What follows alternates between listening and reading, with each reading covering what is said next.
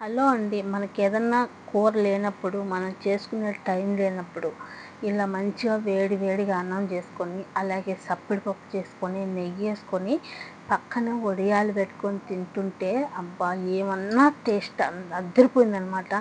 ఎప్పుడో మేము చిన్న పిల్లకాయలప్పుడు తినేవాళ్ళం ఇలా.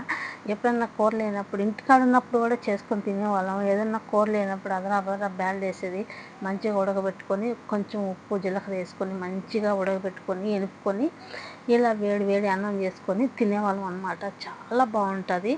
మీ మీలో ఎవరైనా ఇలా తినుంటే నిజమా కాదా నాకు కామెంట్ చేయండి. టేస్ట్ అయితే చాలా బావుంటది.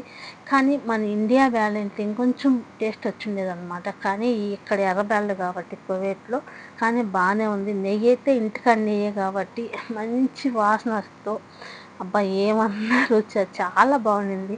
ఒకసారి మీరు కూడా ఇలా ట్రై చేయండి. అలాగే మీలో ఇలా ఎంతమంది తిన్నారో నా వీడియో చూసుంటే కామెంట్ చేయండి, లైక్ చేయండి, మన ఛానల్ సపోర్ట్ చేయండి. ఓకే. బాయ్.